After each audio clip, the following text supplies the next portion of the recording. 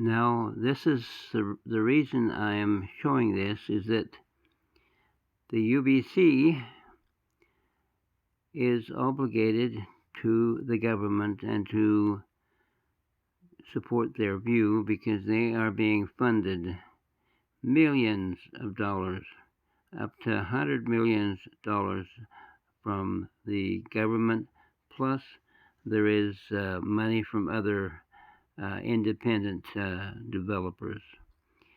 And here is the amount. It says 70 million research funding, but it goes beyond that. And if you want to read this, it's okay, but I'm going to go down to the numbers where they really count. So here we have total funding for projects. There's tri-agencies. Let's see. So this is the funding for all their projects. So they're obligated to the government to support their view. And I'm saying this because John Horgan, the premier, stated that it was environmental warming that caused the floods because that is what they gave a write-up on in UBC. Not a very scientific write-up for sure. I read it. It doesn't make any sense as far as the environment is concerned. So this is what I see. In 2018, the amount of hectares burned in 2018 were 1.32 million hectares. In that year, that was horrendous. Now, I don't know what happened in the valley that year. I can't remember. It wasn't as bad as it was this year. Then following that, that was equivalent to 44.5 years of forest was burnt. 44.5 years in just the 1 year. The next was nominal, which was 2019, but 2020 went up a bit above the normal range, probably twice as much. 2 years are burnt, I think it was about, I can't remember. But the next year was 2021, there was 846,203 hectares burnt of forest in just 6.5 months. Now, that amount of forest equals equivalent to 28.9 years of forest.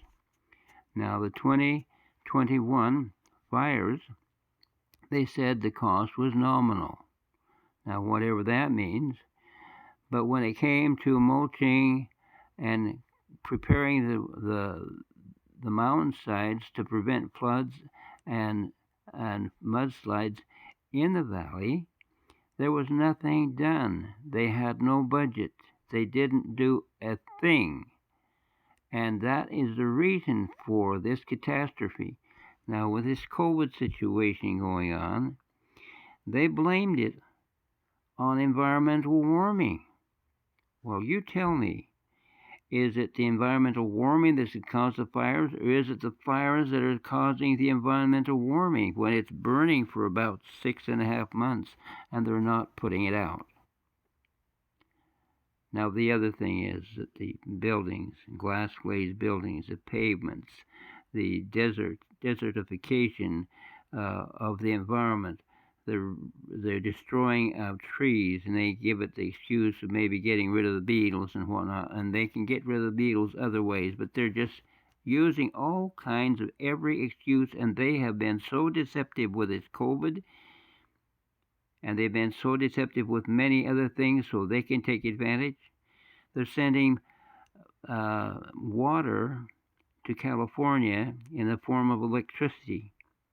And in 2021, they upped the ante of the power that was going to California to cover 1/3 of California. This was in the news. And that meant that the lake was lowered. the lake had less water in it.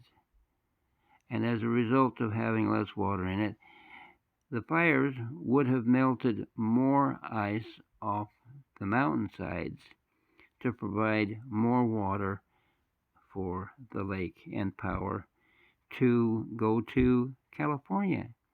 Well, California is 1,000 miles away, and normally 300 miles is the max for maybe 40% loss, maybe 60% loss of energy.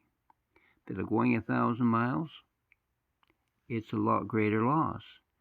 So we are throwing away our water and not able to water our lawns in the summer, which would increase the amount of precipitation. It would increase the amount of water we have because that's the only thing that causes rain. And because of these deals, they're also causing droughts in the prairies. And that is another added problem. Desertification, it impacts other areas. We need to stop this abuse.